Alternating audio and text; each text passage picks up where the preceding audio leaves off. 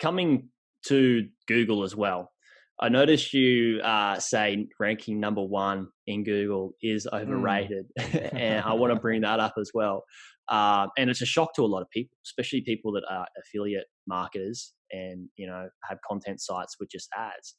It's just a massive shock. But with a massive shock or great shock comes change, right?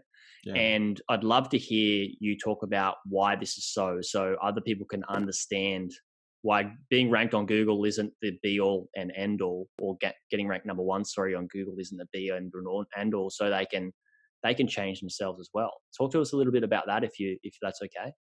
Yeah, for sure. So yeah, a lot of people obsess about their rankings. They want to rank number 1 or they want to rank top 3. So here at Ahrefs, we have tons of data about like where pages rank and how much search traffic they're getting in total, because pages don't rank for just one keyword alone.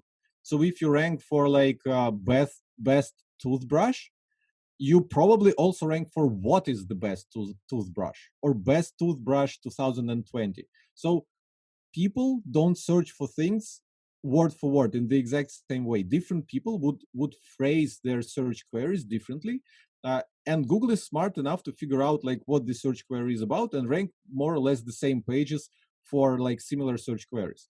So that's the thing. And we did a study. We wanted to know like if the ranking of the page, where it ranks for a certain keyword, like 1, 2, 3 in Google, if it correlates with how much search traffic the page is getting in total from all the keywords that it is ranking for.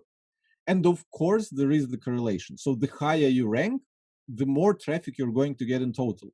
But there were many cases, and I don't remember, probably like if you can link to the research from the description, because from the podcast description, because I don't remember the exact numbers, but something Sure. like, I think it was like half of the time, the number 1 ranking page wasn't the one getting the most traffic in total.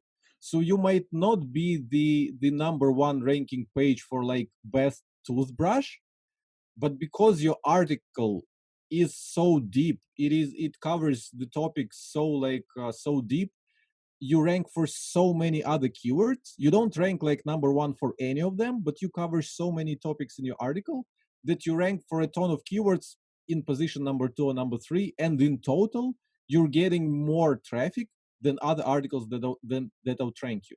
So the takeaway here is that you can go like super focused on just one keyword, like best toothbrush like 2020, and only like review toothbrushes that I don't know, that were released in 2020. So let's do this kind of example. Yeah. But some other person might create an article that is like best toothbrush of 2020, and they can cover like all the electrical toothbrushes, all the like regular toothbrushes. They could also like throw in some like dental floss reviews, etc., etc.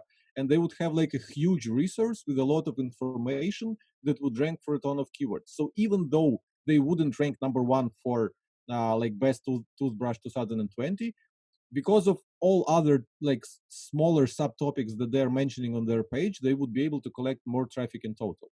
So yeah, and the action point here, so I told you the takeaway. The action point here is whatever topic you want to cover on your website.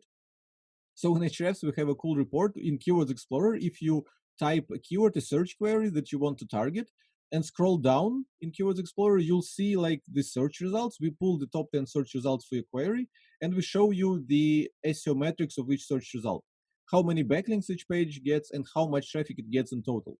So review the SERP and see how much traffic the top ranking pages for your topic are getting in total, and then open those pages and see if a website is ranking, if a page is ranking lower, but it gets more traffic than some other pages.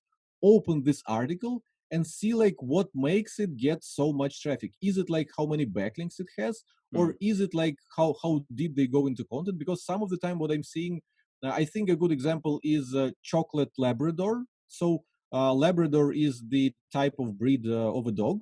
And chocolate is like specific color, and I think it's also a specific breed. So if you Google for chocolate Labrador, you'll see a Wikipedia page ranking there, but Wikipedia page is for Labradors in general. but because it's Wikipedia and because of how many backlinks that page has, they only have like a subsection about chocolate Labradors, but Google is still ranking them for that keyword. So this is a good example where a page is not specifically focused on chocolate Labradors specifically. It is focused on Labradors in general, but because of the authority of the page and how many backlinks it has, Google would rank it for these like niche keyword. So that's the takeaway and the action point.